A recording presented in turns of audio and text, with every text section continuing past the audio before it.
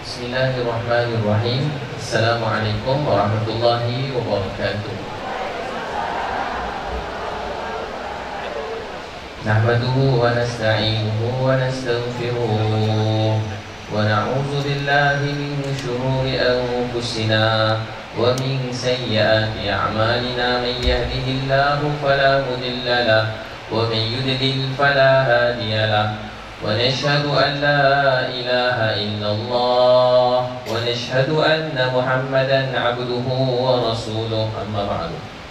Alhamdulillah, terima kasih Puan Pengurusi Majlis yang dihormati Bapak Haji Faisal, orang yang segak, handsome, soleh, baik, Wali Kota Dumai yang sangat saya hormati, sayangi, dan sepanjang di sini Bapak Wali Kota sangat banyak ikram saya. Sifat beliau tawadhu, terharu, hebat. Perempuan mempunyai pemimpin yang baik, Masya Allah. Syukur pada Allah SWT. Beberapa hari istimak di sini, ribuan orang yang hadir daripada seluruh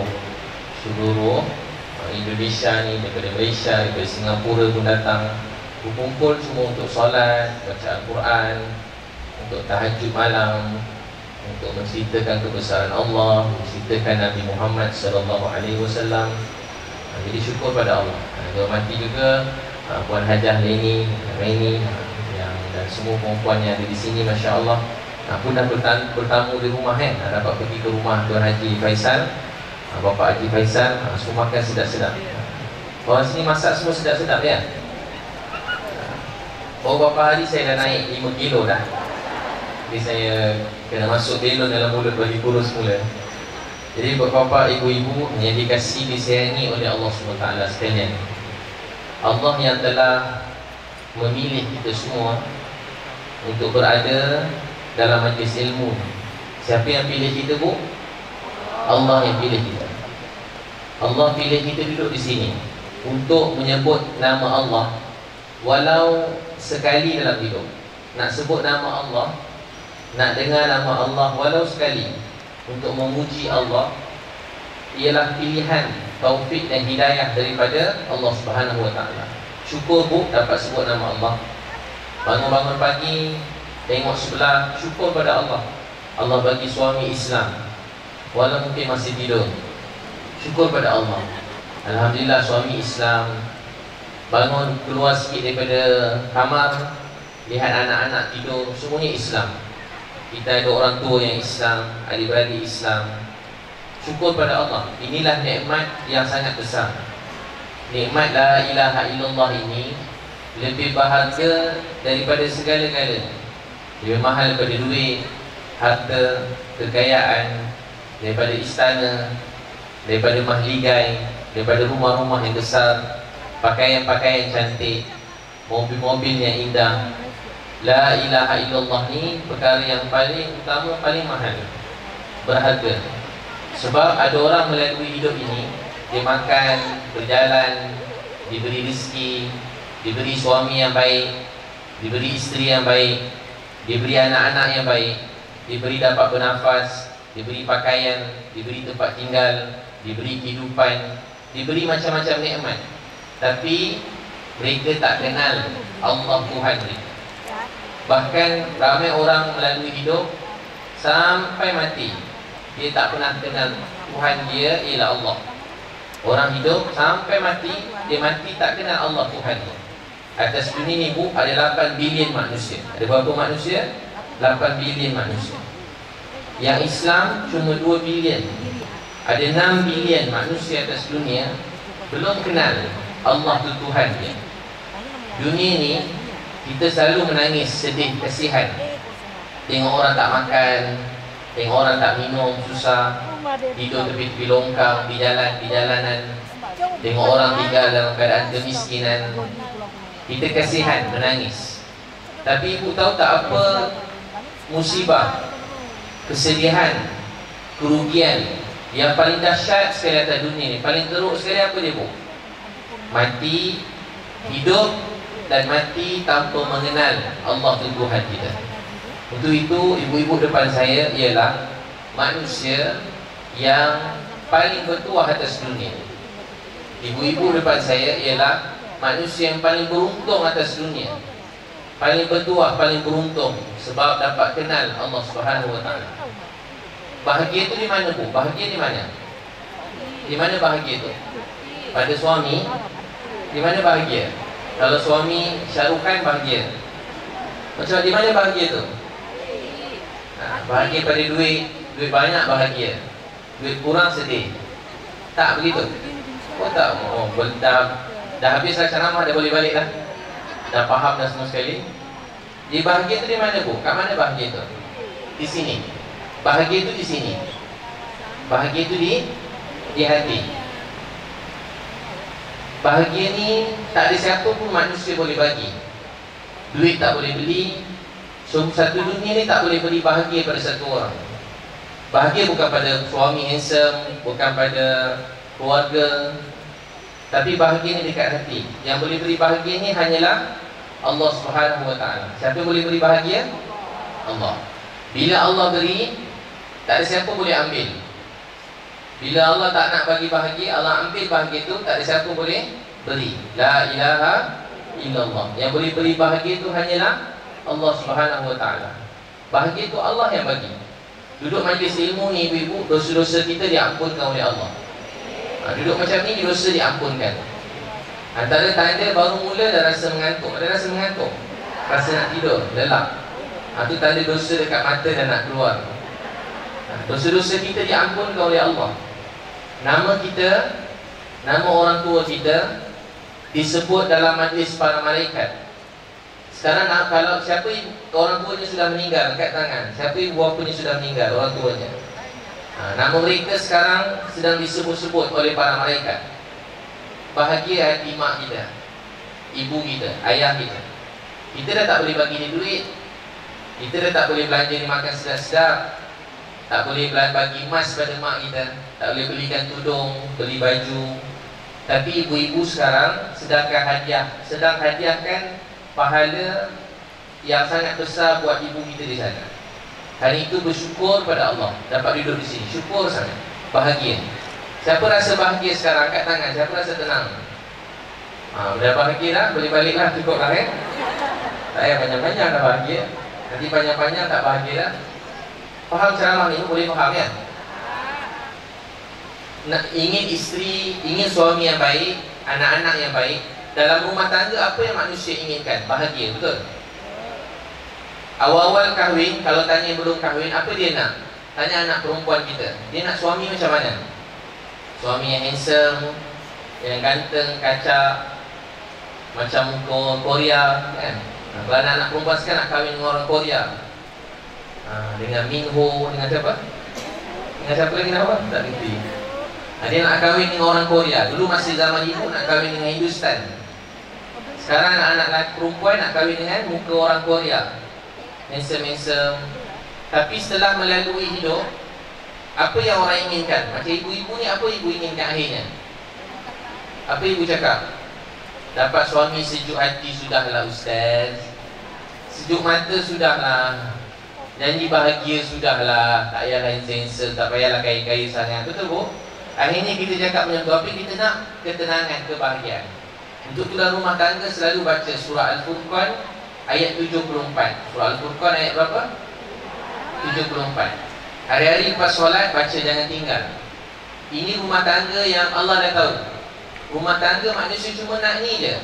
Apa dia? Rabbana hab lana min azwajina wa zurriyyatina qurrata a'yun waj'alna lil muttaqina imama. Rabbana hab lana min azwajina. Ya Allah, anugerahkan kami pasangan yang menyejukkan mata. Ibu pun boleh baca juga doa ni. Ini bukan untuk suami je, isteri pun boleh baca. Ya Allah, anugerahkan kami pasangan yang menyejukkan mata.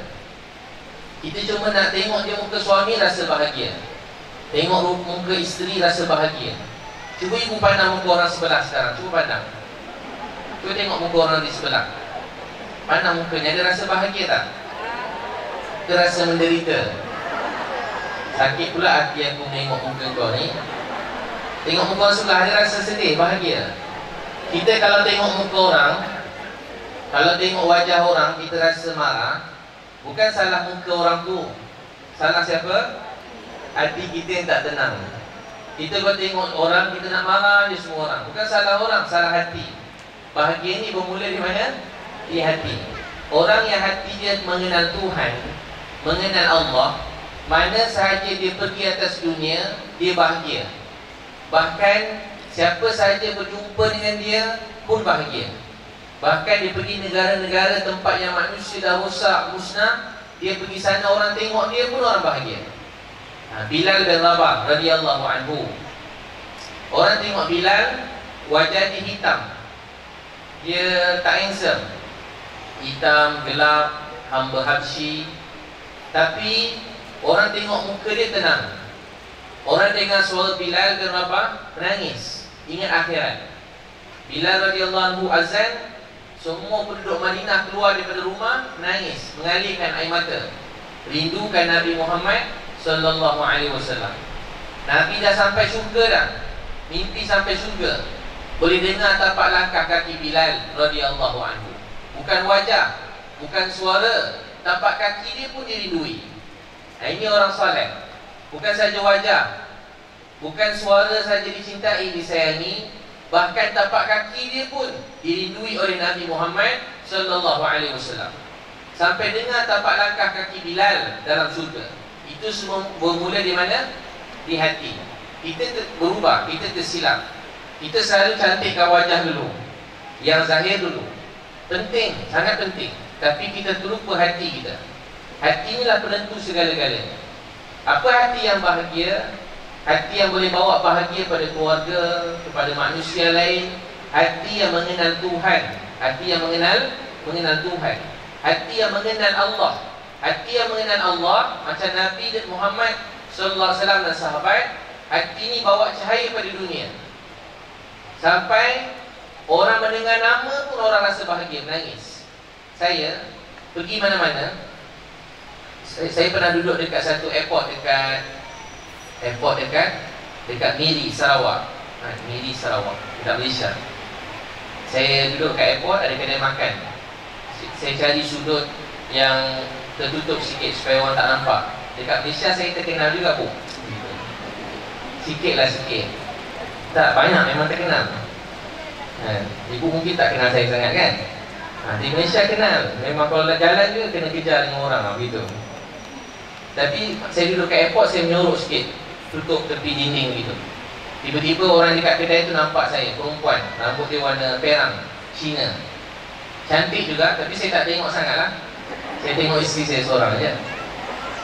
Dia pun datang. Dia kata dekat saya, Ustaz, saya minat dekat Ustaz juga. Saya suka dekat Ustaz. Saya pun anggap dalam tu.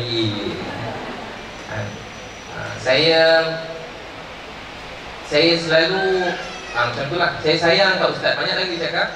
Saya pun okey, baik-baik ni. Adik nak ambil gambar? Betul nak ambil gambar. Dia pun ambil apa? Gambar sini apa? Foto. Mau ambil foto. Dia pun ambil foto, selfie. Sebelum tu saya cakap dia, awak agama apa? Kristian. Nama apa? Ilin. Awak selalu pergi gereja. Selalu ayah saya bawa.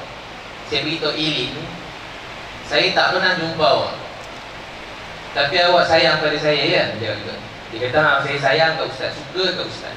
Dia cakap kat dia, saya pun sayang pada awak juga. Terkejut tiba-tiba saya sayang dekat dia. Sebelum saya sampai sini, saya doakan awak. Dia cakap, macam mana Ustaz doakan saya walau tak pernah jumpa? Saya kata, sebelum saya datang tadi, saya doa, ya Allah, mana saja saya pergi, gunakanlah saya jadi asbab hidayah. Orang melihat saya, beri dia Islam. Orang melihat tingkah laku saya, beri dia Islam. Mana-mana saya pergi, airport, stesen train station, stesen kereta api, mana-mana saya pergi, jadikan asbab hidayah. Tiba-tiba dia kata, Ustaz, saya cakap tadi, tapi ada seorang lelaki yang tak pernah jumpa awak, tapi hari-hari menangis ke awak. Lelaki ini sangat sayangkan awak, lebih daripada mak awak sayangkan awak. Nama lelaki itu Nabi Muhammad sallallahu alaihi wasallam. Adik, Nabi Muhammad pesan pada kami, beritahu pada adik, sebenarnya Tuhan itu cuma satu. Nama Tuhan kita Allah.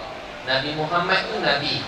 Awak kalau percaya ni, hidup awak akan selamat, bahagia, buat selama-lamanya.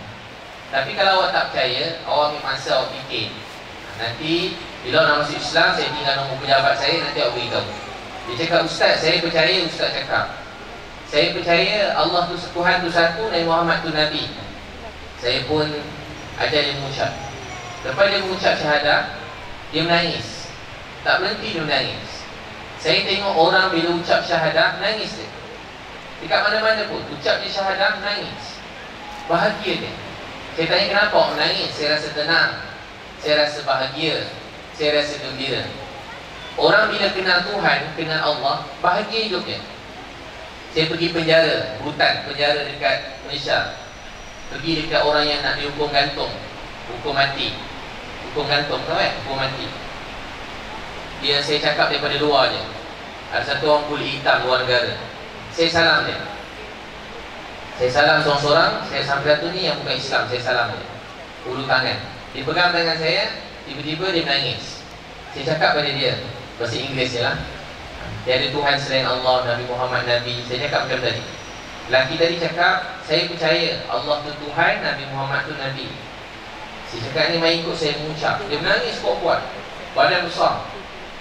Yang warden jaga penjara tu, pegawai jaga penjara, dia tengok, saya suruh dia buka pintu.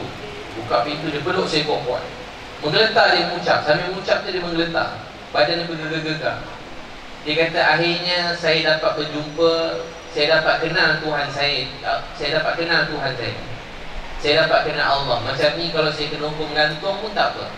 Dia peluk saya, dia menangis. Kakak, ibu-ibu sekalian, saya cerita kisah ni nak beritahu, mana-mana orang bila masuk Islam, dia bahagia. Dia orang paling tak bahagia, nak kena gantung, tiba-tiba jadi bahagia. Orang yang hidup dia dah musnah, hidup dia tak ada tujuan, semua orang tinggalkan dia, semua orang halau dia, pulaukan dia, semua orang nak tak nak dekat dengan dia. Tapi bila dia kenal Allah, hidup dia bahagia. Jadi orang macam ni boleh bahagia. Sepatutnya orang paling bahagia siapa? Ibu-ibu depan saya. Sepatutnya ialah manusia yang paling bahagia atas dunia. Ibu-ibu depan saya orang baik-baik, orang salihah, ibu yang baik, diberi iman, daripada lahir kenal Allah, solat, Al-Quran, zikir. Ibu sepatutnya orang yang paling bahagia atas dunia, sebab dapat kenal Allah Subhanahu Wa Taala.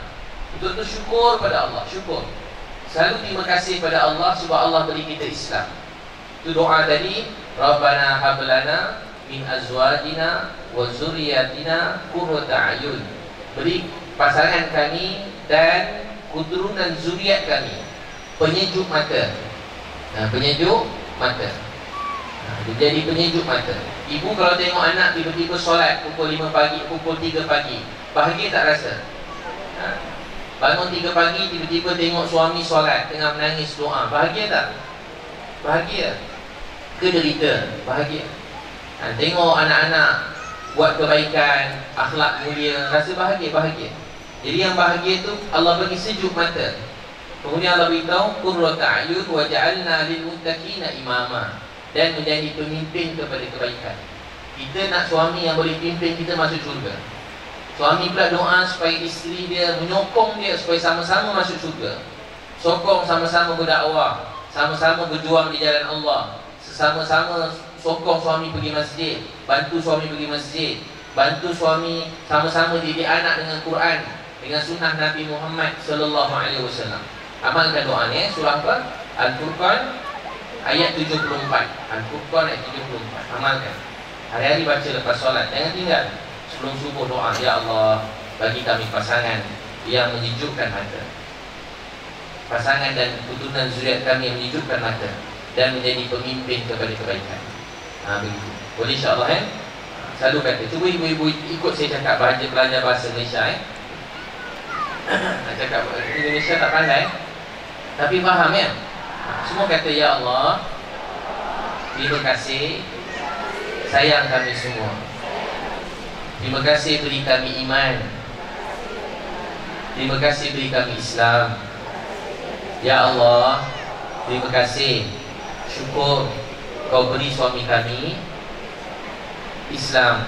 Ya Allah, terima kasih, syukur Kau beri anak-anak kami Islam. Ya Allah, terima kasih Kau beri orang tua kami Islam.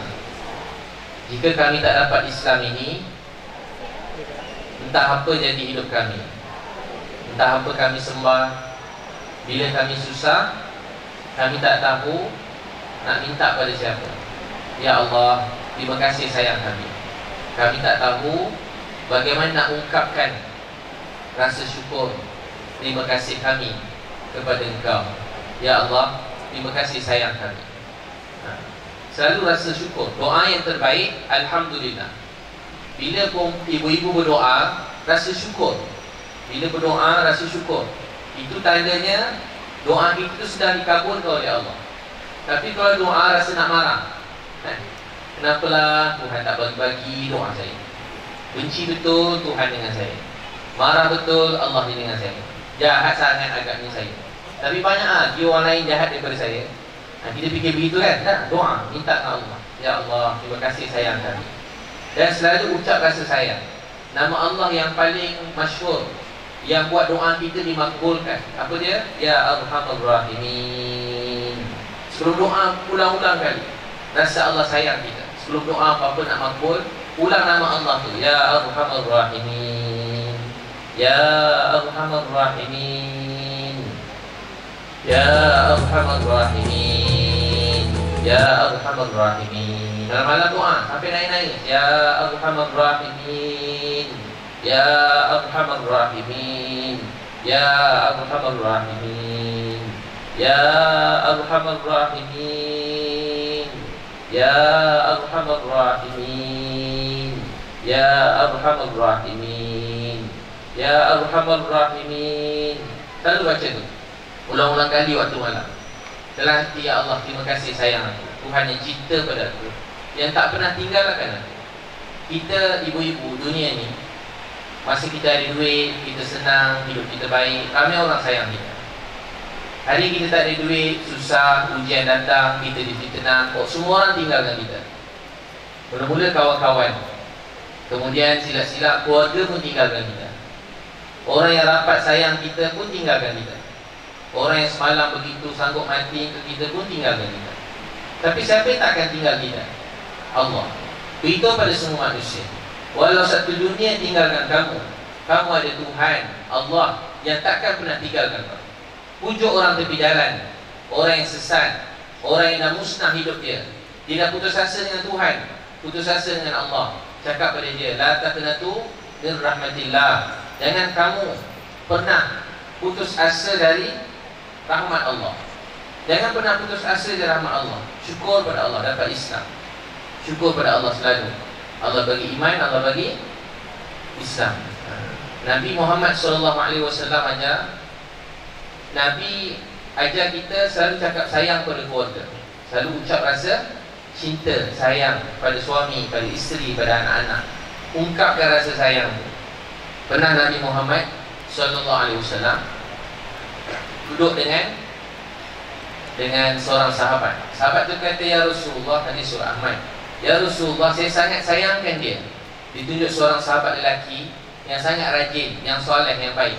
Orang dulu kalau tengok orang buat baik, dia rasa cemburu, rasa sayang. Kita kalau tengok orang baik sangat, kita kena meluat, benci. Meluat pula aku tengok dia tu. Semayang, dia kerja dia. Solat, dia kerja dia. Dakwah, dia kerja dia. Pergi masjid, macam dia seorang yang warang. Dia seorang baik, kita ni jahat lah. Kita tengok orang buat baik, kena rasa sayang. Ya Allah, rajin dia pergi masjid, berilah kebaikan dia pergi masjid tu pada anak-anak lelaki saya. Begitu. Tengok kebaikan orang, cari sebut baik dia, jangan cari buruk dia. Doa. Nabi kata, kamu sayang dia, beritahu pada dia sekarang kamu sayang. Lelaki tadi terus pergi dekat kawan dia, dia kata, saudara, saya sayang kamu kerana Allah. Lelaki tadi jawab, semoga kerana Allah kamu sayang saya, Allah bertambah sayang pada kamu. Ucap rasa sayang. Cuba ibu salam orang sebelah. Ibu salam orang sebelah. Salam orang sebelah. Salam lama sikit, yang lepas. Kalau tak ada kawan, pegang 3 orang. Salam dia pandang muka dia, cakap, saya sayang awak, kerana Allah. Bahasa Malaysia bila? Semoga kerana Allah awak sayang saya, Allah bertambah sayang pada awak. Hargai baik dia. Cuba cakap pada orang sebelah. Cuba cakap pada orang sebelah. Ibunya orang baik, cantik, soleha, sempurna, Allah bagi iman, beruntung bertuah. Cakap pada orang sebelah, beruntung, kamu ni beruntung, bertuah, ada iman, jangan sedih-sedih. Ada Allah, ada segala-galanya. Allah sayang kamu. Kalau Allah tak sayang, Allah tak bagi la ilaha illallah. Pujuk orang, cakap Allah sayang dia. Jangan jumpa orang kata Allah benci kamu, nerakalah kamu. Jangan cakap Allah sayang kamu, ahli syurga, begitu. Saya masa saya kecil-kecil dulu, keluarga saya dah masuk Islam. Bapak saya, kemudian mak saya. Tapi masuk keluarga saya ni ada yang belum Islam, ada yang Islam. Saya ringkaskan ya. Masa saya umur 12 tahun, kat rumah saya ni keluarga semua tak solat. Keluarga tak solat. Lepas tak solat, keluarga semua tak solat. Sembahyang Jumaat tak tahu, sembahyang raya tak tahu. Satu hari saya pergi sekolah, ada seorang cikgu. Cikgu ni cikgu ni bukan, dia mengajar matematik. Sini matematik apa? Sama ya? Oh, matematik. Matematika. Cikgu matematika. Jadi cikgu matematika dalam kelas dia kata tinggal satu solat. Cikgu ni selalu pergi berdakwah, dakwah tabligh tu begitu. Dia orang baik. Hari cuti dia bawa pelajar-pelajar datang rumah makan. Makan pula dalam dulang. Saya geli makan dalam dulang dulu. Kami bagi 4. Tak nak terpegang bahagian orang lain. Tapi sebenarnya bekas orang Islam yang lain itu menjadi syifa, obat. Tapi kita geli tengok bekas orang kan. Dulu kita makan bekas mak. Sekarang anak-anak kita tak makan bekas kita ke? Dah kurang berkah dah. Sudu mak dah terpegang ni dia geli. Mak dah pegang dia tak nak. Dia tengok mak dia dah minum gelas tu dia geli. Tak mau dia kan. Jadi cikgu tadi kata tinggal satu solat 80 tahun dalam neraka. Solat ni kunci kebahagiaan dalam rumah tangga. Solat tanda keluarga tu menjadi hamba Allah Subhanahu Wa Taala. Apa jadi? Saya dengar cikgu cerita tinggal satu solat 80 tahun dalam neraka. Saya terus menangis. Habis kelas cikgu saya pergi dekat saya menangis. Bi, kenapa menangis? Saya kata cikgu, ayah saya, mak saya. Terus saya menangis. Saya dulu kalau sebut mak ayah je, saya menangis. Sebab saya sayang mak ayah saya. Tapi dia belum kenal Tuhan, belum solat. Dia tak tahu apa-apa. Saya balik rumah, saya pergi masjid. Saya pergilah berdakwah 3 hari. Itu bagus anak-anak lelaki pergi 3 hari di jalan Allah. Suami-suami lagi lah bagus kan. Kalau anak bagus, bapaknya lagi bagus. Saya pergilah. Balik tu saya masuk bilik, saya buat taklim. Baca Quran dengan baca hadis dalam bilik. Rumah orang Islam kalau buat ni hari-hari, baca Quran dan hadis bersama keluarga, keluarga tu akan jadi baik. Puan-puan, ibu-ibu buat 3 bulan. Kalau keluarga tak jadi baik, tak berubah, jumpa saya. Tanpa muka saya buat-buat. Tapi saya periksa lah. Kalau banyak tinggal, baca cuma sekali seminggu, saya tampar semula lah. Baca setiap hari taklim kat rumah. Memang keluarga berubah. Tapi kita malas, tak nak. Esok dah ada masalah, barulah kita tanya apa nak buat. Buat pada malam ni, pada setiap hari. Saya buat lepas isyak. Beli buku taklim tu yang mudah. Apa buku muntakhab hadis tu senang, ringkas. Permulaan, baca. Saya pun baca dekat rumah. Saya bawa adik saya Encik, yang paling bongsu. Saya nombor 10, adik saya nombor 12. Tengah-tengah saya baca buku hadis, saya dengan adik saya, tiba-tiba mak saya masuk.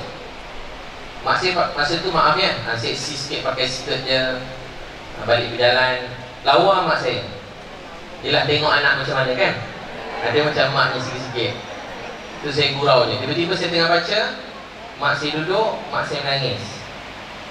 Saya, mak dengan adik mula hari-hari baca taklim, baca Quran hadis kat rumah. Hari-hari saya doa, ya Allah, doa saya cuma satu je. Saya sayang mak bapak saya. Saya tak nak mak bapak saya masuk neraka. Ya Allah, saya sayang mak bapak saya. Janganlah bagi dia orang masuk neraka. Jangan bagi mak ayah saya masuk neraka. Hari-hari saya menangis doa tu je. Tapi hati kecil saya, setiap kali balik masjid, balik solat isyak dekat masjid, dalam kepala saya sangka baik. Allah bertindak ikut sangkaan. Saya sangka baik, bapak saya tengah solat, bapak saya tengah solat, bapak saya tengah solat. Sampai macam tu. Sampai rumah ni bapak saya tengah solat. Atas sejadah, bapak saya tengah solat. Sampai kat rumah, saya kena pelempang satu. Bapak saya marah pergi masjid. Bapak saya garang, dia tak pernah cakap. Kan ayah-ayah dulu kan tak cakap sangat kan. Dia cakap pakai kayu je. Cakap tak senyap. Dengan mak saya banyak cakap, dengan anak-anak tak cakap. Tapi dia ayah yang baik, buat kerja rajin, kerja siang malam. Satu hari tengah saya baca taklim, saya, mak dengan adik. Masa tu umur saya dah 13 tahun. Tiba-tiba tu dia saja nak bagi bising-bising sikit tu. Bapak saya datang. Dia duduk sebelah. Bapak saya menangis.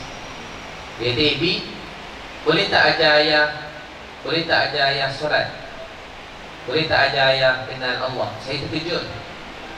Sebab saya tak pernah fikir bapak saya akan solat. Hari-hari doa. Tapi saya rasa mustahil bapak saya solat. Saya kenal bapak saya. Saya tahu dia tak akan solat. Dia garang. Dia tak akan dengar cakap anak-anak. Tapi inilah dipanggil hidayah. Hidayah ni bila Allah beri, tak ada siapa boleh tahan. Bila Allah nak beri kita hidayah, tak ada siapa boleh tahan. Hidayah ni mahal, berharga. Dapat kenal Allah ni bahagia. Dapat sebut nama Allah ni bahagia. Sebab ramai orang dalam dunia sekali pun tak dapat sebut nama Allah. Walau dia Presiden Amerika, dia Presiden Rusia, dia tengok hidup hebatnya, tak ada apa nak dibanggakan. Mati tak ada iman, masuk neraka buat selama-lama. Saya pun pegang tangan ayah saya. Saya takut. Saya tak pernah pegang tangan dia macam tu. Dia garang kan. Umur dah 60 tahun. Saya pegang tangan dia, kasar. Dia buat kerja. Saya bawa pergi ambil wudu. Saya tak tahu nak buat apa. Dia ikut saya ambil wudu. Saya tak cakap sangat. Saya tepak macam ni macam tu. Bapak saya bawa ambil wudu, ikut saya. Saya jadi imam, bapak saya makmum. Sepanjang solat tu, bapak saya menangis. Sepanjang solat. Dia tak tahu baca apa-apa, tapi dia nangis. Habis solat, dia kata, Ibi, Allah maafkan bapak tak? Bapak tak pernah kenal Allah.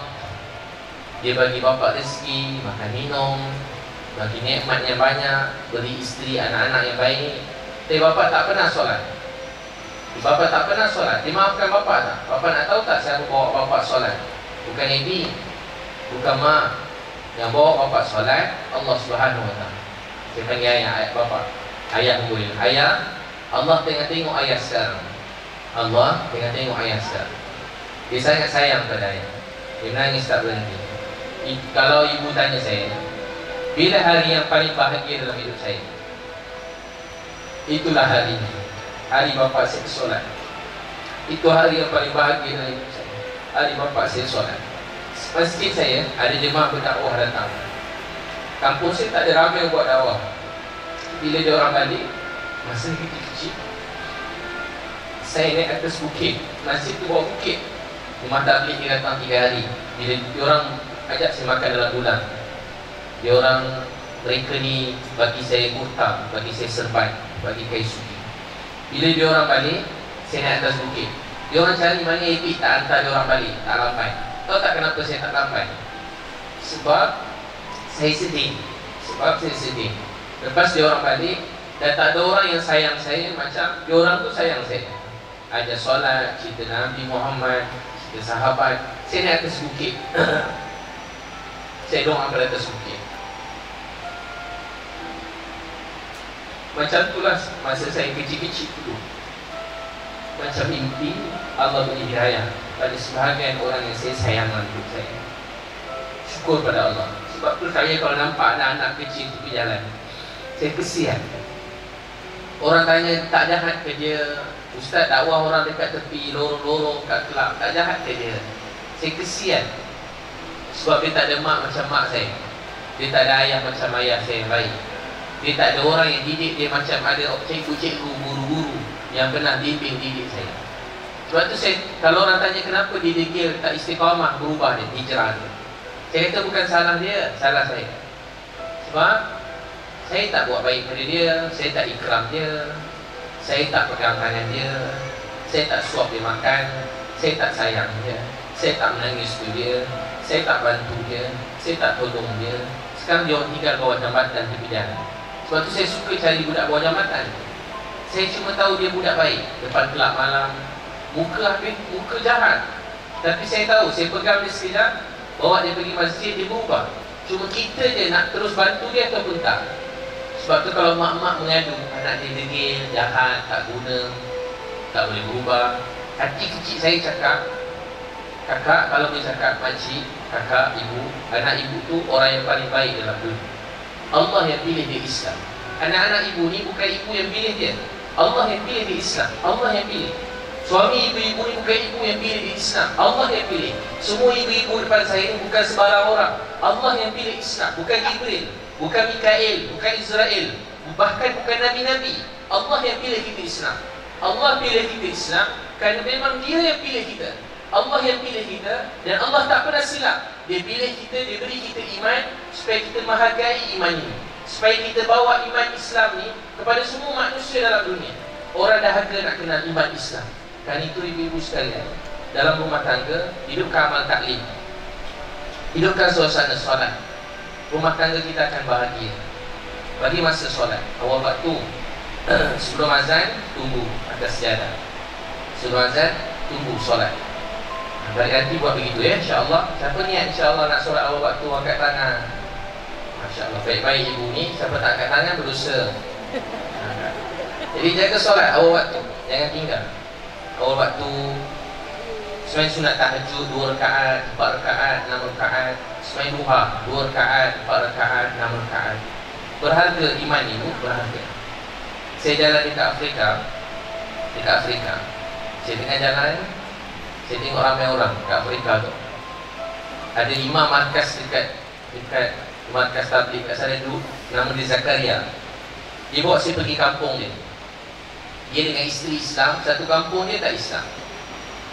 Jadi dia ajak kami pergi sana, tapi orang kat sana kata tak boleh pergi sana sebab tak ada orang Islam pun. Dia orang Islam. Tapi saya ikram dia, kami pergi juga kampung dia.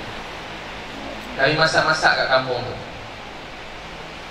Sampai kat sepadan tu, orang kat kampung tu keluar pakai pistol semua sekali. Macam cerita dalam TV, tapi ni cerita betul pun, bukan drama. Orang pakai pistol-pistol semua sekali. Kita pun pujuk dia, cakap nak bagi makan. Saya ringkaskan, rumah dia pada zinc. Pakai zinc je rumah. Susah hidup pakai zinc. Bila kita bagi makan, anak-anak semua beratur, bawa mangkuk kecil, makan. Lepas tu bila lepas dapat makan, menari-nari dia orang, menari-nari. Dapat dia makanan, dia bunyi macam kalau kita orang-orang pedalaman sikit kan, macam tu bunyi dia, kuat sikit. Lepas tu menari-nari, perempuan lelaki menari. Dia pula pakaian, maafkan, pakaian tak berapa sempurna, seksi pula. Jadi seorang haji jemaah saya tu, ketua jemaah saya, dia kata black magic, dia kata. Astagfirullah, dia terkejut. Dia berjoget lain macam, bukan berjoget biasa ni, tak pakai baju ni berjoget. Lelaki perempuan tak pakai baju tu, berjoget sikit-sikit, pakailah sikit-sikit je. Bapak jangan bayang pula apa ya, bantal pula ceramah ni kan.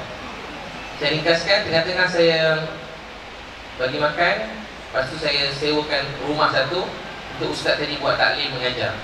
Tahu tak apa jadi? Selepas 6 bulan 70 orang kat situ masuk Islam. Anak-anak muda tu masuk Islam. Hafal Quran sebelum subuh 70 orang. Baru ni ada ustaz saya pergi sana, dah 3 tahun 300 orang kat kampung tu dah Islam. 300 orang. Semua pakai jubah-jubah, macam dekat sekolah agama lah. Sebenarnya dekat Afrika ni pakai jubah-jubah, yang lelaki-lelaki perempuan pakai tudung-tudung, pakai tudung elok-elok, cantik. Jadi orang dahaga nak kenal Allah. Betul syukur, selalu terima kasih kepada Allah. Untuk berdakwah dan membangunkan manusia, dia bermula dengan syukur. Dia tak boleh dengan marah pun. Dengan marah, mengamuk, dia tak boleh berubah siapa-siapa. Ini kita jadi jahat. Nak ubah orang ni kena rasa sayang. Bermula dengan syukur. Untuk ubah keadaan keluarga kita menjadi lebih baik, bermula dengan apa bu? Syukur. syukur ada iman. Kemudian wujudkan suasana taklim kat rumah, hidupkan amalan baca Quran, baca hadis Nabi Muhammad SAW. Boleh insya-Allah beli kitab Muntakhab Hadis tu, Muntakhab Hadis. Ditulis oleh disusun oleh Syekh Sa'ad Al-Khandahlawi. Ditulis oleh Syekh Yusuf Al-Khandahlawi. Beli buku tu, cari ada di sini buku tu. Pernah nampak? Siapa ada buku tu di rumahnya, angkat tangan. Tak ada lagi ya Allah, kesian. Nanti beli dapatkan, nanti beli. Saya tak ada jual. Nanti cari dekat mana-mana, baca. Malam ni jangan balik rumah saya dapat, selagi tak dapat buku tu. Malam ni baca. Baca dengan anak, dengan suami. Buat 3 bulan, hari-hari buat. Nanti ibu akan rasa rumah tangga tu berubah. Rasa bercahaya, rasa tenang, bahagia, berubah. Malaikat-malaikat datang dalam rumah tu. Kemudian baca Al-Quran sama-sama. Periksa Fatihah, periksa surah-surah. Kadang kahwin sampai 12 tahun dah, tapi tak pernah dengar Fatihah anak-anak. Hantar pergi mengaji jauh-jauh, sampai Mesir anak mengaji, tapi tak pernah panggil anak tu ajar Fatihah keluarga, tak ada. Dekat luar dia mengaji, dalam rumah tak boleh mengaji. Mengaji sama-sama, duduk sekejap baca Fatihah, gili-gili. Bapak baca Fatihah, maknya pula anak-anak baca Fatihah. Kemudian cerita kisah-kisah sahabat Nabi Muhammad SAW dalam rumah tangga kita. Boleh insya-Allah Dah cukup buat ceramah, dah panas tak? Sikit lagi Betul. Dalam rumah tangga selalu baca ni surah Ibrahim ayat 40. Selalu imam-imam saya jumpa, banyak imam-imam dia dah meninggal dunia. Dekat Malaysia pun ramai. Anaknya penyanyi-penyanyi. Bila bapak dia meninggal, anak dia terus berubah, ikut dakwah, jaga solat. Mungkin masih hidup dia rasa menyesal sebab dia imam tapi anak jadi penyanyi. Penyanyi-penyanyi.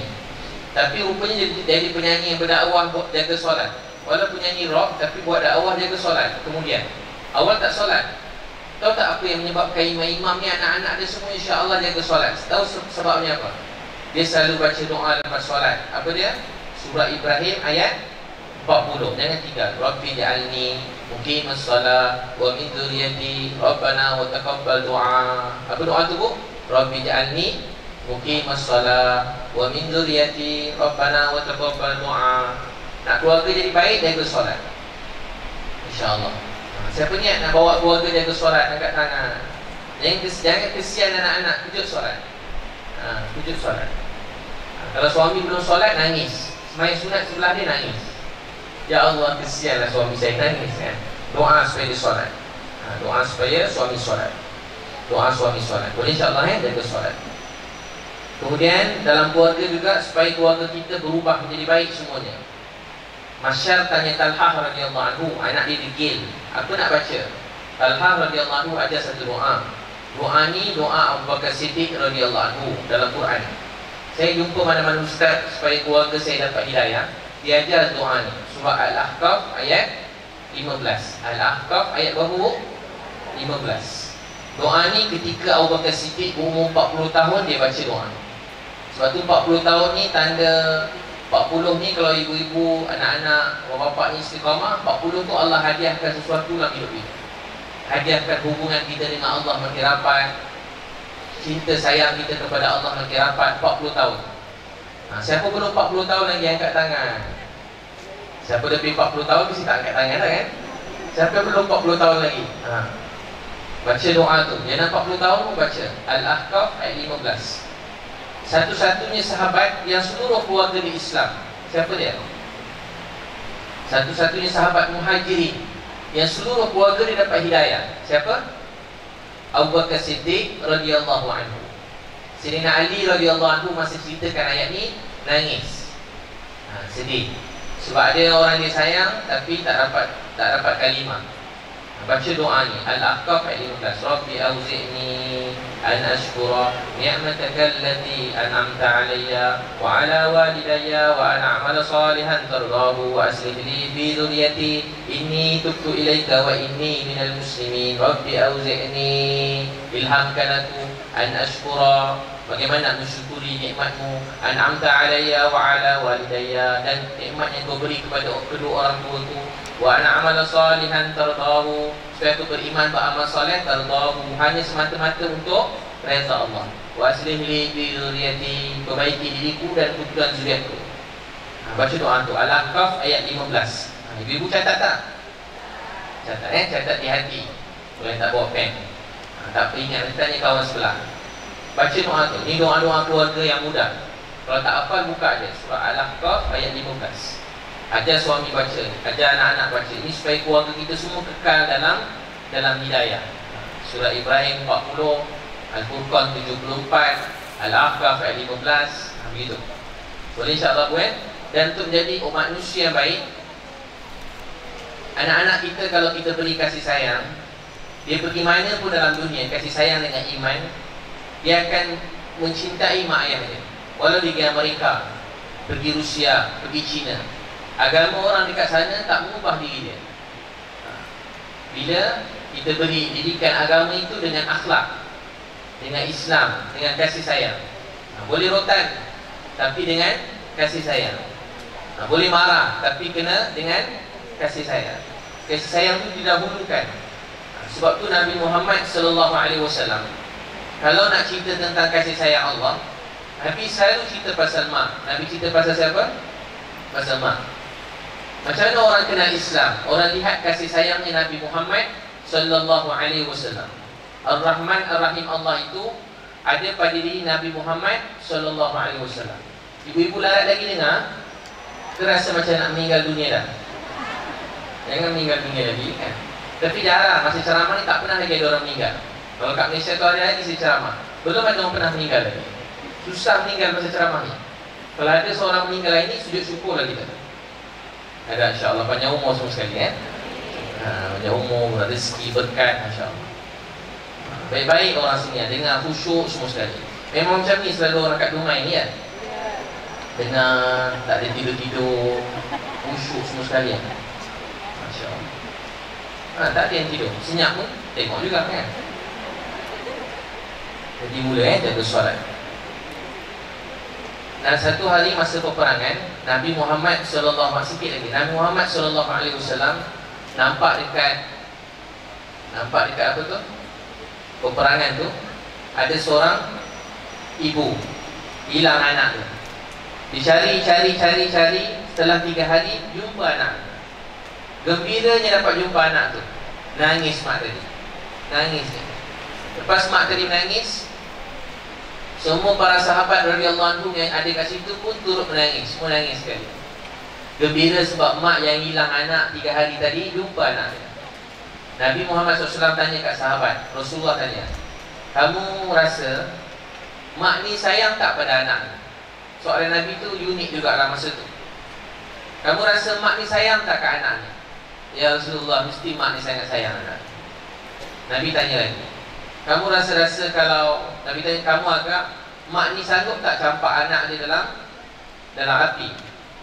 Ya Rasulullah, mak ni pasti tak sanggup campak anak dia dalam api. Sabda Nabi SAW, Allah sayangkan hamba dia lebih daripada ibu ni menyayangi anak. Allah menyayangi hambanya melebihi ibu ni menyayangi anak. Nabi sayang umat dia. Nabi hari-hari menangis untuk umat ini. Nabi mengenalkan supaya tak nak umat ni masuk neraka. Nabi tengah fikir supaya setiap orang masuk syurga. Walau tengok umat tadi, Nabi tengah, dalam kata lain, Nabi sedang beritahu kita kasih sayang Allah. Dan Nabi sedang bercakap-cakap dengan Allah Subhanahu Wa Taala. Nabi kata apa? Pasti Allah pun menyayangi hambanya lebih pada mak ni sayang pada anak. Mak ni pun tak sanggup campak anak dalam api. Pasti Allah pun tak nak masukkan kita dalam neraka Allah Subhanahu Wa Taala. Untuk itu, untuk kenal kasih sayang Allah dan untuk menjadi manusia yang baik, kita kena ingat orang tua kita. Sebab tu ramai orang makin jahat dia lepas mak ayah dia meninggal dunia. Sebab dia sedih, dia pun lupakan mak ayah dia. Dia pun dah tak nak ziarah kubur mak ayah dia. Dia pun terlupa lepas solat doakan mak ayah dia, Rabbi firli wali walidayya warhamhuma kama rabbayani shaghira. Setiap lepas solat kena doa. Ulama kata siapa tak doa ni, walau satu solat dia terlupa doa ni, dia termasuk anak derhaka. Paling kurang 5 kali sehari kena doakan ibu bapa kita. Bila ingat ibu bapa, kita akan menjadi hamba Allah yang baik. Betul tak? Cuba tengok semua orang yang berjaya kat luar sana, berjaya jadi manusia yang baik. Bukan mesti kaya raya, manusia yang baik. Kebanyakannya ialah orang-orang yang ingin berjasa kepada orang tua dia, nak berbuat baik pada mak ayah dia. Sebab tu selalu ingat mak ayah. Selalu ingat mak ayah. Tengok adik-beradik yang berkasih sayang. Kenapa dia jadi berkasih sayang? Dia tak ada masalah, ada. Adik-beradik dia tak ada yang jahat-jahat, ada. Tapi kenapa mereka berkasih sayang? Sebab dia ingat orang tua dia. Kan adik-beradik kalau selalu bergaduh kan, dia dah ambil duit kita, dia kata cuba ingat sikit kat mak gitu pun. Dengan mak je, adik-beradik semua jadi baik, betul? Ingat sikit kat bapak pesan apa dulu. Mak kan cakap macam ni, bapak kan pesan macam ni. Sebab tu nak jadi manusia yang baik, kena ingat orang tua. Ingat mak ayah, hargai mak ayah. Ibu-ibu kalau nak jadi ibu yang baik, kena ingat ibu kita. Ibu ni kerja yang sangat hebat. Ni pun semua banyak ibu-ibu dah. Kerja ni tak ada gaji, tak ada allowance, tak ada cuti, tak ada rehat. Demam pun kena kerja. Kerja ni tak boleh pencet. Ada kerja mak ni pencet. Mak tengah sakit pun kata, mak saya masa tengah sakit teruk, dia kata apa? Doa mak sihat cepat. Sebab Habib suruh balik kampung air raya masak rendang. Bukan sebab nak jumpa mak, sebab nak masak rendang. Mak dah tua-tua jaga anak-anak, kadang jaga cucu-cucu. Ni kerja yang tak ada cuti. Berak pun tak boleh, buang air besar pun tak boleh. Masuk bilik air, anak ketuk pintu, betul? Ibu tolong buka coklat. Bila dia bilik air tengah berak pula kan. Macam tak ada orang lain dalam dunia buka kan. Hari-hari anak bangun pagi tanya, bu kat mana baju, bu kat mana ni, kat mana suar dalam, bu kat mana ni minyak wangi, bu sokin kat mana, bu ni mana bu. Kalau anak-anak bangun pagi hari cari mak, ada anak-anak cari bapa. Kalau bangun tanya pun, pak mana ibu, dia tanya kan. Dia cari ayah dia baru terasa gembira anak dia cari. Dia lupa tanya, pak nampak ibunya? Tak nampak. Bukan anak je, suaminya pun sama kan. Bangun tanya, yang mana ni, yang mana tuala, yang mana ni mana, yang ni apa, yang oh yang ni mana, yang ni mana kasut, yang oh yang. Bapak dah tua-tua pun tanya kat isteri dia. Hebat kerja ibu ni. Sebab tu ibu-ibu ni semua insya-Allah kalau jaga solat, tutup aurat dengan sempurna, jaga percakapan dengan baik, taat suami, berdakwah, hidupkan taklim kat rumah, insya-Allah ibu-ibu ni semua ahli syurga. Sebab berat kerja ibu, tak ada rehat pun.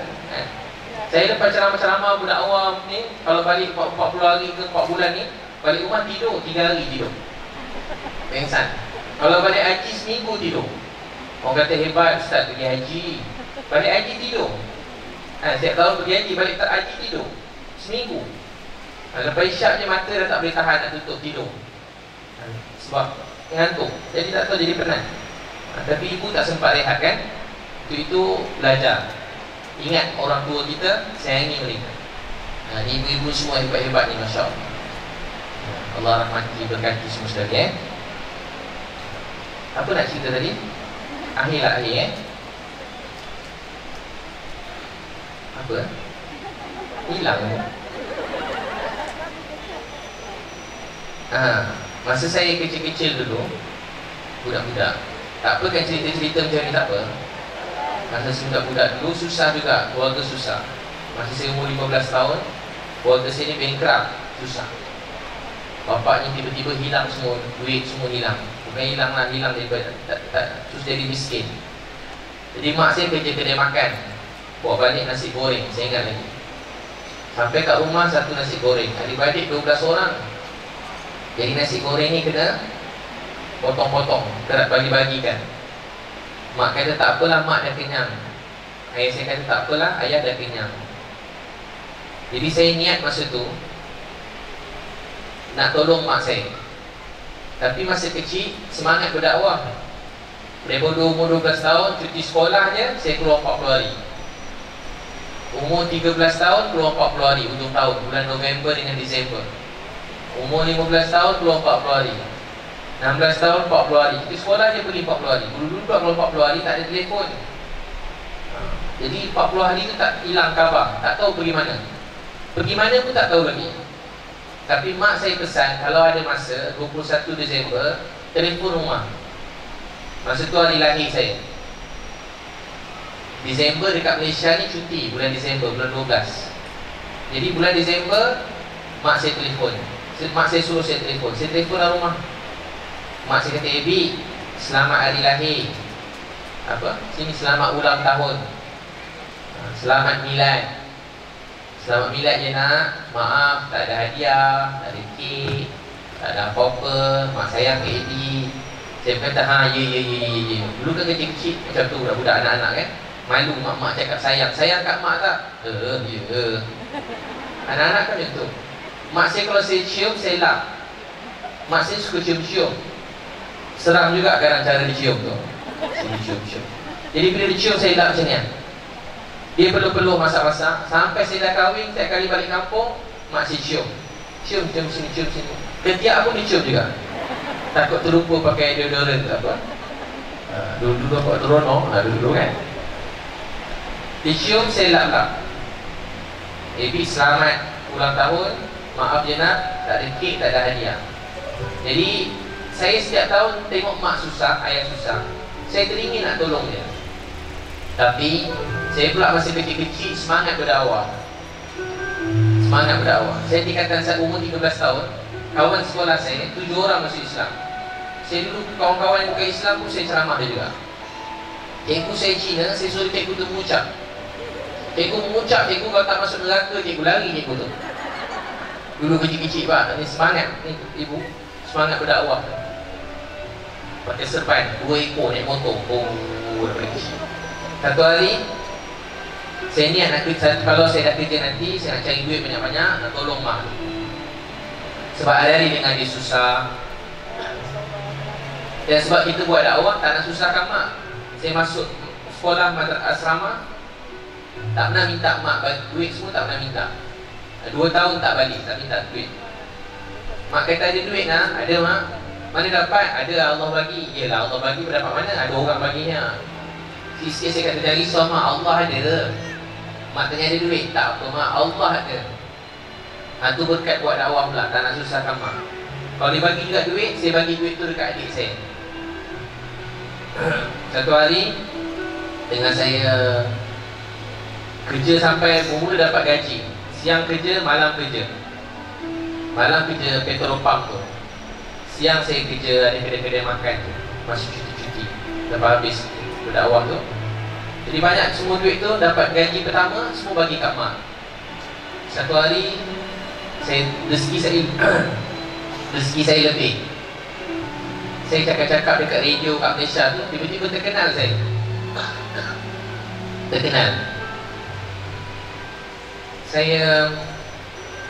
Saya pergi tengah keluar berdakwah. Jadi balik saya hantar gambar mak saya operation jantung ke hospital. Saya nak balik, saya beritahu kat abang mak saya balik. Saya dengan mak saya memang rapat. Saya sayang mak saya. Adik-adik lain tak balik hari raya, tak apa. Saya kalau tak balik, mak saya mula dah tak terampau mak tu. Saya baru nak balik, mak saya telefon, Ebi kalau balik anak derhaka, mak tak maafkan Ebi. Mak kenapa cakap macam tu?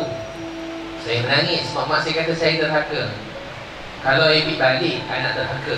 Kenapa pula mak? Ebi nak tengok mak.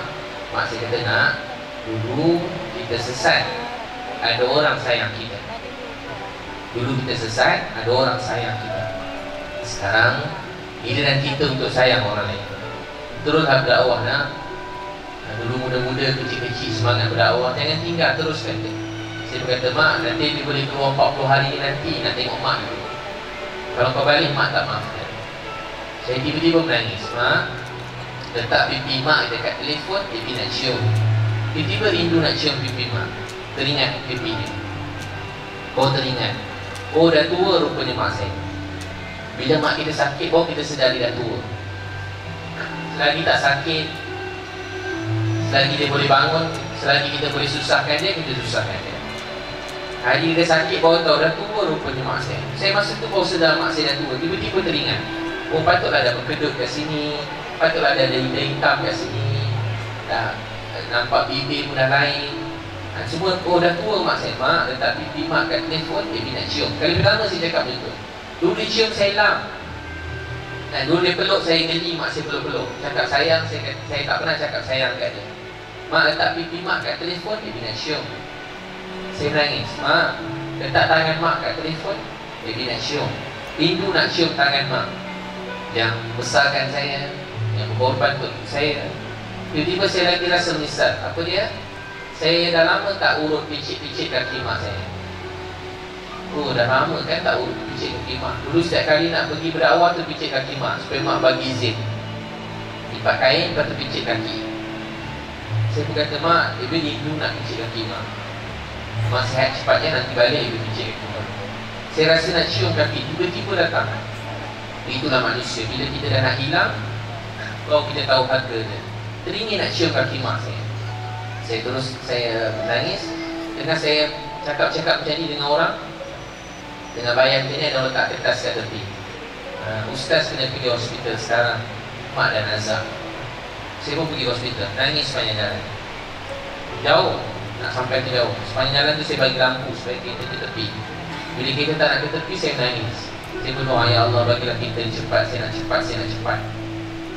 Ada 2 orang dengan saya, nak bawa kereta saya tak bagi, saya nak bawa sendiri. Sampai ke hospital, mak saya dah penuh wayar-wayar kat badan dia. Semua adik-beradik dah ada. Semua adik-beradik dah ada, keluarga semua dah ada.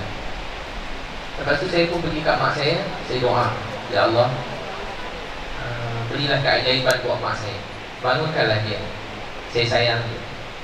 Kalau ada mana-mana dakwah saya yang kau terima masa dia kecil, saya mohon kau bangunkanlah mak saya. Saya dah janji dengan dia nak bawa dia pergi haji, saya dah janji bawa dia pergi umrah, saya dah janji nak bawa dia pergi makan sedap-sedap, saya dah janji nak belikan dia satu dia emas dalam hidup dia sepanjang hayat. Bangunkanlah mak saya. Lepas saya doa, saya harap mak saya bangun. Saya kata tu adalah hati semua doktor-doktor ketiga mak saya bangun. Allah kuasa, makhluk tak berkuasa. Lepas saya doa, mak saya meninggal dunia. Saya terus jatuh kat bawah. Tiba-tiba lutut jadi lemah, jatuh kat bawah. Saya pegang tangan, dicapai tangan dia, saya cium. Adik-adik saya pegang saya, suruh saya bangun. Tiba-tiba saya teringat ayat Quran, orang beriman akan dapat bersama kembali dalam syurga. Tiba-tiba datang kenangan masa dulu-dulu, masa keluarga tak solat, tak kenal Allah. Saya terus bangun, cium mak saya kata, ya Allah, terima kasih ambil nyawa mak saya. Terima kasih bagi mak saya rehat. Terima kasih ambil mak saya dia dah solat. Terima kasih ambil mak saya, dia sayang dakwah. Saya terlupa, dulu dia tak suka. Sekarang dia sayang saya berdakwah, dia suka saya baca Quran, dia pun solat baca Quran. Saya kata, ya Allah, terima kasih ambil nyawa mak saya dan beri dia meninggal dengan Islam dan solat. Saya pun cari van jenazah. Saya cari van jenazah susah. Sebab dekat Malaysia saya ada buat macam van jenazah percuma tu, free kan, gratis ni kan. Saya cari. Masa cek van jenazah susah, dapat van jenazah lambat sikit. Saya mandikan jenazah dekat Kuala Lumpur tu. Masa saya mandikan dengan adik-beradik saya, adik-beradik saya kata, Ebik, mak senyum. Perasaan saya ke saya tak tahu lah. Ebik, mak senyum. Perasaan saya nampak mak saya senyum. Betul-betul senyum. Senyum macam masa hidup. Betul-betul senyum, senyum lebar. Saya pun terus terfikir. Adik-beradik saya kata, mak senyum, mak senyum. Masa saya tengah ambil ulu dia, mak senyum, mak senyum. Saya tengok muka mak saya, terus saya teringat, mak saya bukan ustazah, mak saya bukan pendakwah, mak saya bukanlah warak macam mana sangat. Lepas tu saya terfikir, oh rupa-rupanya pendakwah tu bukan saya, yang berdakwah tu mak saya. Sebab saya ada anak kecil, anak saya nak dekat sekolah ada program, saya nak sign tu supaya izinkan pergi program-program berkhemah tu. Saya tak nak sign, isteri saya pun tak nak sign, takut. Nak pergi kampung-kampung pedalaman tolong orang, saya tak sign untuk anak saya yang kecil. Isteri saya pun tak nak sign. Saya terfikir macam manalah mak saya boleh izinkan saya masuk umur 12 tahun pergi kampung-kampung asli. Kita faham tu kampung asli, dia bagi pergi kampung-kampung asli 40 hari, tandas pun tak ada, kena buat tandas. Kampung-kampung kan pergi tak ada tandas, kena buat tandas. Macam mana mak saya boleh bagi? Mandi sungai-sungai, masa kecil mak saya percaya dia bagi. Oh, saya sedar sebenarnya pendakwah tu bukan saya, pendakwah tu mak saya. Patutlah dia senyum meninggal, dia hadiah Allah untuk saya. Sebab itu kalau mak meninggal, mak yang meninggal, mandikan jenazah dia, dia macam hadiah dalam hidup kita. Dia ubat hati kita yang kehilangan orang tua yang kita sayang. Lepas mandikan, saya ringkaskan, kebumikan, kemudian balik ke kubur. Saya ambil baju mak saya. Ambil baju tu, satu baju, saya tak pernah ambil baju mak, ambil baju mak. Kadang malam, dekat setahun juga, saya bangun-bangun tu, saya macam bangun, dia macam sakit, hati tu macam sakit, nak cari mak. Dia cari-cari mak dah tak ada. Saya pun sandar, ambil baju tu letak kat muka saya. Ada lepas ceramah saya ambil air baju, tak apa saya rindu mak saya. Kita kalau hilang mak ayah ni, dia macam ada kekurangan sesuatu dalam hati. Dia macam ada kekosongan dalam hati. Itu orang tua punya pesan kasih sayang mereka, didikan dia. Tanpa didikan kasih sayang mak ayah, itu mungkin tak tahu puasa sekarang, mungkin tak tahu solat, tak tahu baca Quran, tak tahu semua. Itu ibu-ibu sekalian, syukur pada Allah. Dia beri kita kenal Allah, dia beri kita solat. Untuk tu hadiah yang paling baik kita pada mak ayah apa dia? Menjadi anak yang baik. Itu jadi anak yang baik, buat mereka tersenyum. Dan kita sebagai ibu ni, semua ibu-ibu yang akan disayangi anak-anak, sayangi mereka. Jangan pernah putus asa dengan anak-anak kita. Terus bimbing, didik mereka. Hidup ni perjuangan. Selagi belum mati, ada ujian. Selagi belum mati, ada ujian daripada Allah. Selagi belum mati, jangan berhenti berjuang. Kita mati baru berhenti berjuang. Jangan terlalu bersedih dengan ujian-ujian yang Allah beri dalam hidup. Kita terus buat kebaikan, selalu puji Allah. Bagi masa untuk solat. Ada masalah solat 2 rakaat, bangun lagi 2 rakaat, bangun lagi 2 rakaat, bangun lagi 2 rakaat. Cerita dengan Allah, cakap-cakap dengan Allah. Waktu malam nangis dengan Allah. Jangan simpan. Jadi ibu ni penat. Jangan simpan, nangis. Bila? Sebelum subuh bangun, nangis pada Allah, cerita dengan Allah. Ya Allah, aku rindu pada Engkau. Ya Allah, aku sayang pada Engkau. Ya Allah, aku rindu pada Engkau. Malam-malam cakap dengan Allah. Ya Allah, aku rindu pada Engkau. Ya Allah, aku sayang pada Engkau. Ya Allah, aku sedih, aku susah. Ya Allah, aku penat. Mengadu dengan Allah. Allah tak marah. Nabi-Nabi dulu mengadu. Innama ashku basi wa huzni ila Allah. Surah Yusuf. Nabi Yaqub masih ila Nabi Yusuf. Dia kata, ya Allah, aku mengadu sedih dan susah aku kepada Engkau. Ya Allah, aku sedih, aku susah. Sayyidina Umar Khattab jadi imam, dia baca ayat Quran. Ya Allah, aku sedih, aku susah. Ya Allah, aku sedih, aku susah. Aku mengadu kepada Engkau. Ya Allah, aku sedih, aku susah. Kita manusia. Sayyidina Umar menangis sampai sah paling belakang dengar. Tak berapa ribu orang tak pakai mic. Orang dengar sampai belakang, menangis esak-esak. Dia baca ayat Quran apa? Ya Allah, aku sedih, aku susah. Aku mengadu kepada Engkau. Innama ashku bathi wa huzni ila Allah. Innama ashku bathi wa huzni ila Allah. Imam Ali Zainal Abidin bin Husain bin Ali sepanjang malam dia baca Al-Quran. Innama ashku bathi wa huzni ila Allah. Ya Allah, aku sedih, aku susah, aku mengadu pada Engkau. Hamba dia tanya, kenapa kamu menangis? Kenapa kamu menangis? Dia kata, dan doa ni dibaca Nabi Yaqub kerana kehilangan Nabi Yusuf. Akhirnya dapat jumpa Nabi Yusuf. Aku dengan kedua mata ini, aku melihat semua keluarga aku mati dibunuh. Cucu-cucu Nabi dibunuh, dipancung, dibunuh. Kata Imam Ali Zainal Abidin bin Husain bin Ali, dengan kedua mata aku ini, aku melihat keluarga aku mati dibunuh.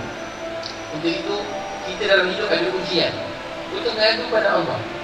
Malam ni kita simpan, jadi kita jadi sedih, tertekan, kita jauh daripada agama, jauh daripada Allah. Kita kena ada waktu. Sebelum subuh tu setengah jam, 1 jam, setengah jam solat, baca Quran, setengah jam lagi doa. Tanda tangan lama-lama, cakap dengan Allah, nangis. Kalau tak tahu banyak sangat masalah, tak tahu nak doa, cakap, ya Allah, aku sedih, aku susah, aku mengadu pada Engkau. Ya Allah, hanya pada Engkau tempat aku mengadu. Ya Allah, hanya pada Engkau tempat aku mengadu. Aku tak tahu nak doa apa, cakap dengan Allah. Tak tahu nak cakap apa, ya Allah. Kita kadang terlalu penat, letih, kita tak tahu nak cakap apa. Cakap, ya Allah, aku sedih, aku mengadu pada Engkau. Selalu doa pada Allah, selalu mengadu pada Allah. Itu ingat mak ayah kita, ingat mak kita. Dalam Quran kata, ingat ibu kamu yang mengandungkan kamu 9 bulan 10 hari. Allah suruh ingat 9 bulan 10 hari ibu mengandungkan anak. Ingat biasa. Bukanlah hamba aku yang bersyukur jika tak reti berterima kasih dan tidak berterima kasih sesama manusia. Kita banyak terima kasih pada orang tepi jalan. Orang tolong kita tayar pancit, bagi kita lapar, bagi segelas air, sampai mati kita ingat. Tapi orang yang buat kebaikan sepanjang hidup dalam hidup kita, kita terlupa nak terima kasih pada dia. Siapa? Mak kita, ayah kita, suami kita. Sepanjang hidup dia buat baik, dia cari rezeki untuk kita. Kita lupa nak cakap terima kasih pada dia. Dia sebab itu Nabi sebut, Nabi suruh kita berterima kasih pada suami. Itu juga suami, kita berterima kasih pada isteri kita. Terima kasih pada anak-anak. Dalam hidup ni banyak memberi. Hak kita biar Allah yang sempurnakan. Hak kita biar Allah yang sempurnakan. Hidup ni memang tak adil. Tak semua yang kita nak dapat. Ini dunia. Sebab itulah ada akhirat. Dunia memang macam tu. Yang penting hak orang yang kita kurangkan. Hak kita orang kurangkan, kita maafkan. Kita ni macam Nabi Muhammad, maafkan. Sebab kita sayang Nabi kita, kita maafkan orang yang buat jahat pada kita. Orang buat buruk pada kita, maafkan. Malam kita doa, ya Allah ampunkan mereka. Mereka buat jahat pada saya, buat tak baik pada saya, maafkan mereka. Itu saya ingat mak ayah selalu. Boleh insyaAllah ya? Cuba ibu-ibu letak tangan macam ni, letak dekat peha tu. Ini bukan doa lagi, doa nanti. Cuba kita tengok dia letak dekat peha, macam cermin kan. Sekarang saja ni macam, cuba tengok, nampak dah tapak tangan tu. Sekarang saya nak suruh buat kebaikan. Cuba ingat wajah mak yang kita sayang. Boleh ingat lagi muka mak? Cuba ingat wajah mak kita. Nampak tak mata dia?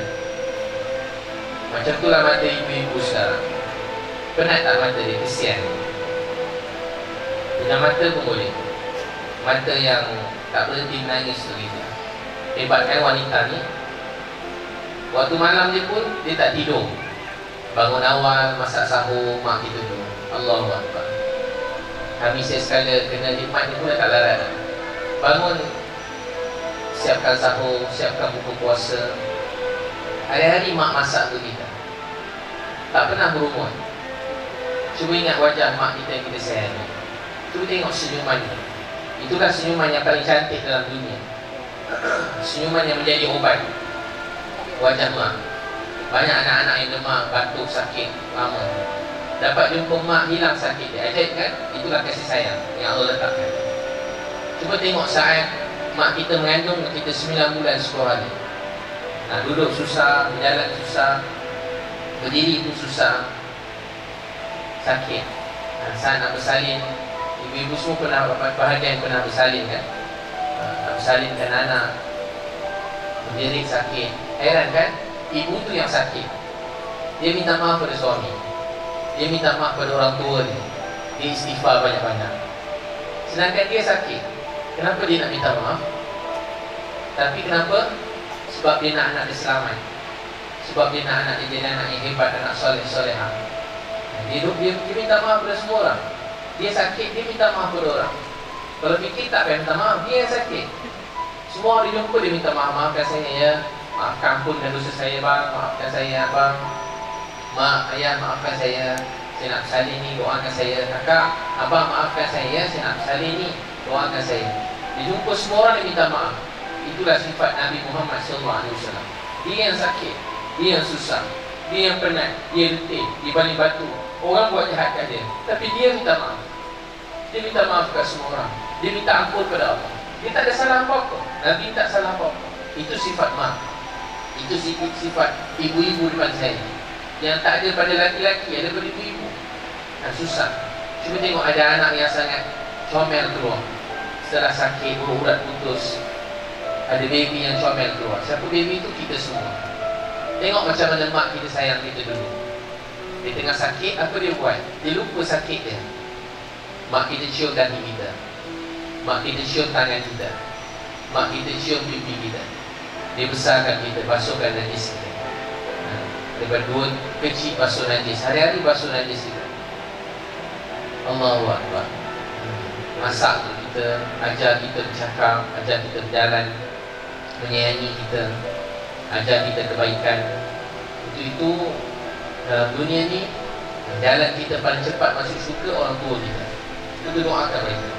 Dan sekarang kita pula menjadi ibu, menjadi ayah. Kita kena menjadi ibu ayah yang paling baik. Bukan untuk dibarasi oleh anak-anak, tapi untuk mendapat redha Allah Subhanahu Wa Taala. Boleh ibu insya-Allah semoga Allah terima kita, Allah maafkan kita. Boleh tanda tangan masing-masing, boleh doa masing-masing insya-Allah.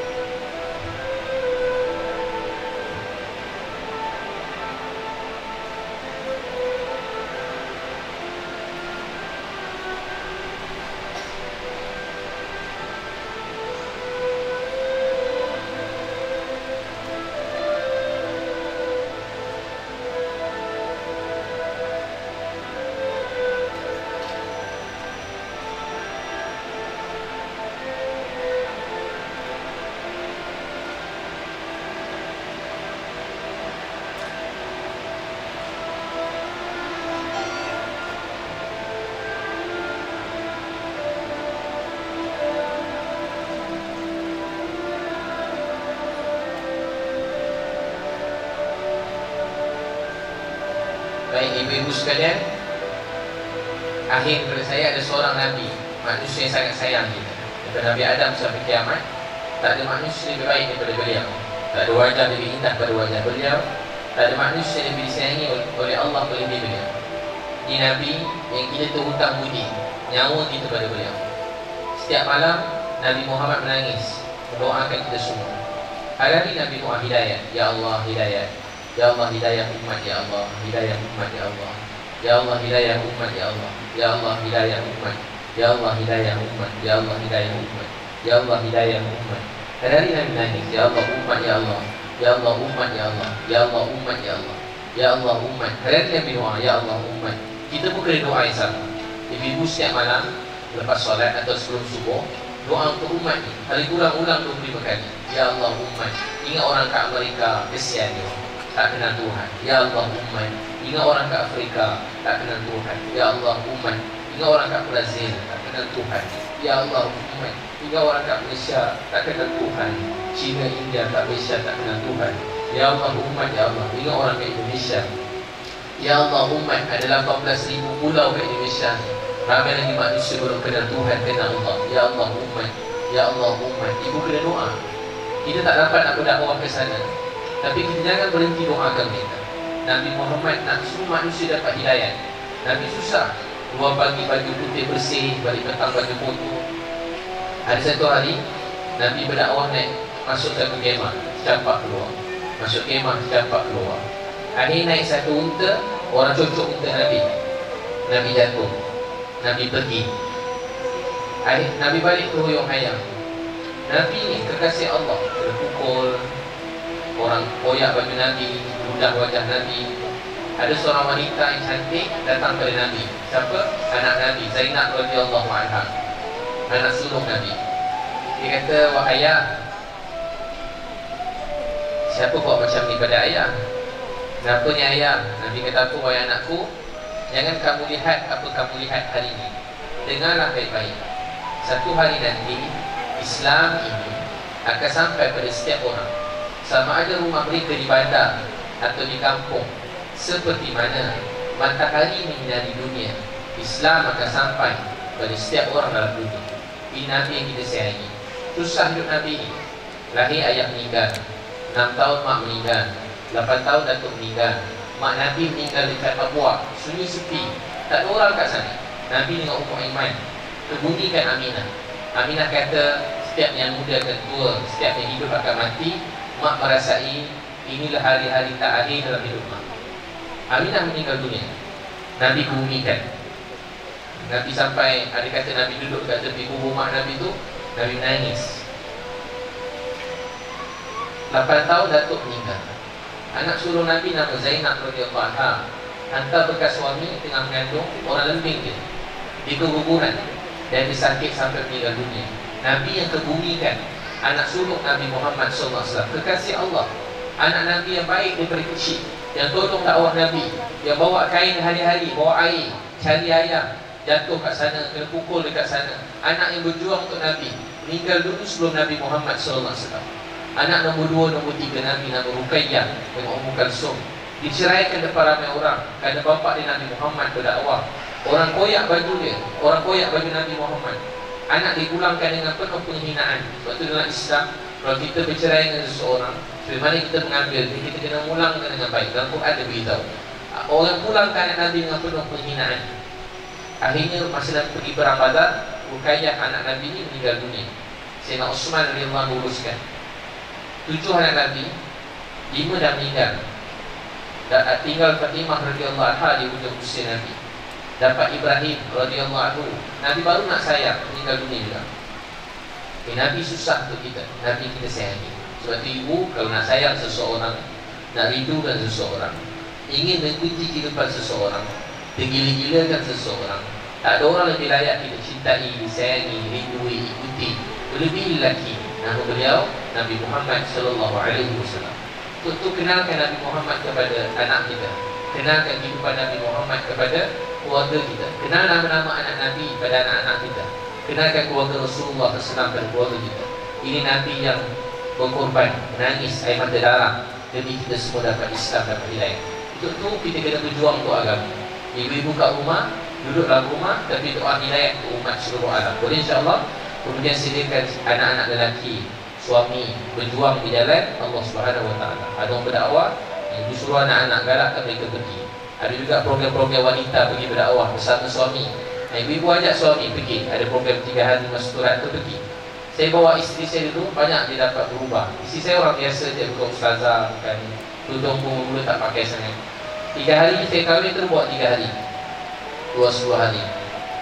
Tiba-tiba tengah malam saya bangun, saya tengok isteri saya menangis sembahyang tahajud.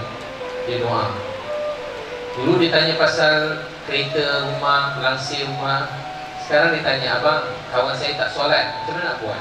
Abang, adik saya tak solat, macam mana nak buat? Baru rasa tidur sepantar, satu selimut, mimpi bersama. Mimpi apa? Kita cuba nak satu saja hidup kita. Apa kita nak? Redha Allah Subhanahu Wa Taala. Mungkin bahasa kita berbeza sedikit, mungkin negara kita berbeza sikit, tapi tahu tak apa yang sama? Tujuan kita sama. Tujuan kita redha Allah.